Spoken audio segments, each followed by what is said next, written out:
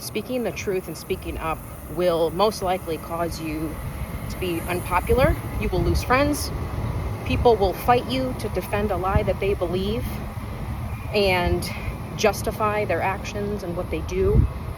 It's, when somebody is repentant over something and they feel true repentance, it will bring them to their knees. It'll make them, not only will it be a decision to turn away from whatever it is that they're doing, but it will be an emotional experience, a life-altering experience that causes them to think different and do different and desire different. It's a heart shift. It's a mental shift and a heart change, because your eyes are opened suddenly to whatever it is that you were engaging in or doing or allowing or compromised in or tolerating. And when you hit that point, that's the point of true freedom. And that's the point that God can really restore whatever it is that's been holding you back, that brokenness, that, marriage or loss or bad habits. God can really start to restore those things. But it takes repentance. It takes the getting to that point of such humility that you're like, wow, I messed up. I screwed up. I experienced this when I was engaging in Halloween with my kids when they were little, and they'd be covering their eyes and they didn't want to go, and I'm like, oh yeah, it's fun, let's just go, it's a great thing, everybody does it, we always trick-or-treat and not really giving it any thought until one day, man, God opened up my eyes and showed me what we were actually engaging in. They were scared because their little spirits could sense all the evil around them. It was literally like hovering over them. They'd be closing their eyes, covering their eyes as we'd be going through these really scary neighborhoods. And when I first realized, oh my gosh, what am I doing? I was brought to my knees. I cried because I thought I'm the one who's supposed to be protecting them, taking care of them, nurturing them, leading them, guiding them, and I'm bringing them, and I'm the one exposing them to this darkness, to this horrific. For what? For candy? That's going to make them sick, that I'm going to take away, because everybody's doing it, to show pictures, oh, look at their costumes, and to show up on social media like, oh yeah, this is our costumes, this is where we're going trick-or-treating. Like, when I really thought about it, I'm like, this is so stupid. There is absolutely no purpose to it. And all I'm doing is engaging in wickedness. This is basically what I'm doing. And when you get down to the core of things, the truth of things, then your eyes are opened. The truth always sets you free. And there's a lot of perspectives around it. There's a lot of opinions around it, but the truth is the truth. And once you get to the truth, that's it. You can't really dance around it anymore. You can't really justify it anymore. We spend a lot of our life justifying sinful behavior, sinful things, compromise, why we do what we do. And, you just got to get to that point where you're like, I don't want to justify these things anymore. I want true freedom. So I'm willing to give up whatever it is that's holding me back from experiencing true freedom. Sometimes true freedom keeps you lonely for a while because there's certain people that they are bothered by it. They're bothered by the truth. They're bothered by your boldness or your rawness. You're willing to speak up. They do not like that. And, I've dealt with that a lot, where just some people just don't like it. So you have to walk alone for a little bit because the truth bothers them. It rubs something wrong. It just whatever. And actually, when I posted the video last year about why I don't engage in Halloween anymore, and I talked about, reasons why, and all of pretty profound video, most people that were mad were Christians. They were like, how could I say that? I'm like, you should be, though it shouldn't be bothering you, but it did.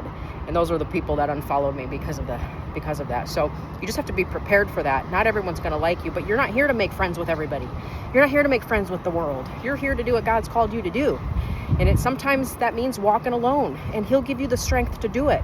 You don't need the applause from everybody and the thing is, if everybody loves you, or I don't know, there's something wrong with that, because God says people are going to hate you, especially when you stand up for the truth. They are not going to like you. So I always feel like, well, I must be doing something right, because if I'm bothering people, it might be a good sign, you're doing something right. People don't want the truth. They want to hold on to a lie. They want to hold on to their comfort. They want to hold on to their habits. They want to hold on to what works for them. And anytime you advance from one stage to the next, it's uncomfortable. And if you're the one pulling them up and out of that old stage into a new stage, it's going to be uncomfortable.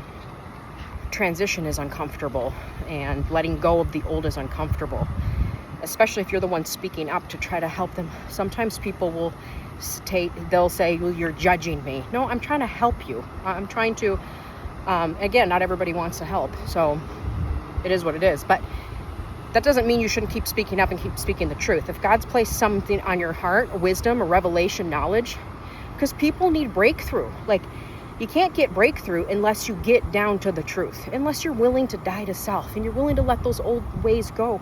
You can't experience breakthrough. Like, get honest with yourself. Get honest with yourself, because it's in that honesty. God knows anyways. You're not hiding anything from him. He knows. You can justify it however you want, but he knows. So you have to get honest with yourself if you want to experience breakthrough in your own life. You're not responsible for the other person to experience breakthrough or other people around you. Now, when you speak truth, the low-hanging fruit, or the people who are awake to it, they will be drawn to it. People will be drawn to truth and wisdom in these days, because there's going to be a lot of fuzziness and chaos, and messages that are going to lead people astray. A lot of times feel-good messages sound good in the moment. They feel good, but they end up leading you astray. And you have to, this is why I'm really choosing it, like with church. I want the message that's going to just slap me around and wake me up. I want the meat. I want the good meat. Tell me what to do. Why am I in bondage? Why am I dealing with this? Like, wake me up. I don't want the feel good, like, oh, okay, right. I don't want the feel good message anymore. I've had that, and I think that's good for a while, but at some point you want breakthrough. You're like, okay, enough is enough. I need breakthrough. I need freedom. I need to level up my life. Now what do I do? So it's like stages that you kind of go in, and they're just stages of development and kind of advancement, where you go from one stage to the next, and then you're just leveling up. Like God says, he takes you from glory to glory. So you're leveling up a little at a time. You're passing the test. You're getting it. But it does start with a humble heart. It starts with breaking down these old things that have been put on you, these old habits. Maybe you developed habits from childhood that were never a part of who you are, but they just were put on there, and it's turned you into a specific person. It takes time to really be delivered from all of that. It's a paradigm shift. It's a laborious process that you have to go through. First, you recognize, like, this habit is not good. This pattern is not good. For example, I have a habit of talking over people. Oh, it's terrible. And my husband reminds me of it, and I cut him off, and then I recognize him. I am so sorry.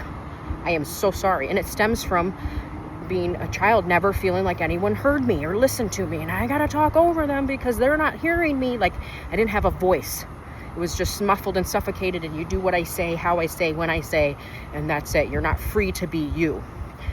So of course, as I got older, I just spoke up all the time. I spoke up and I bulldozed and basically rode over every conversation. And it's turned into a pretty bad habit.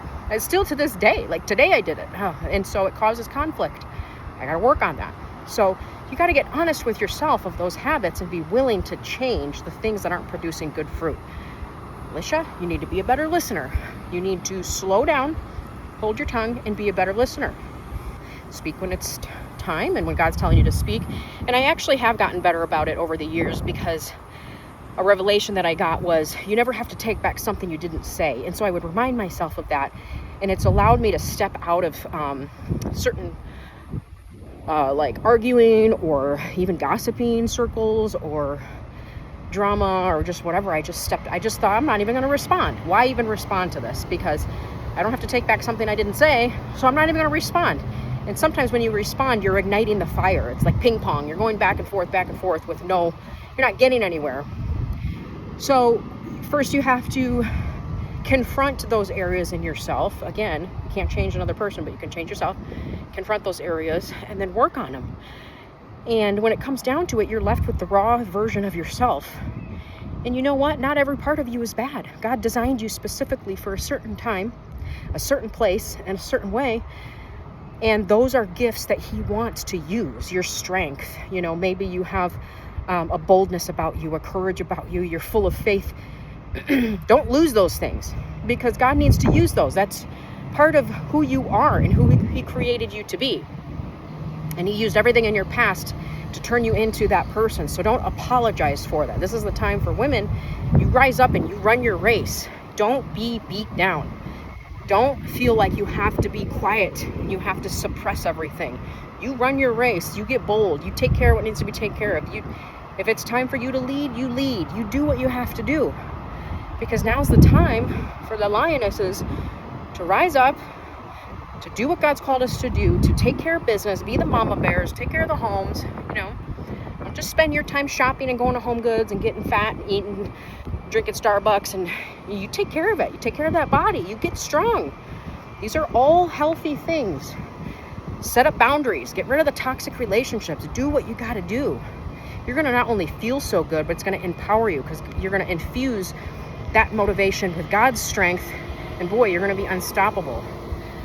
And good things are around the corner. You just got to keep pushing through.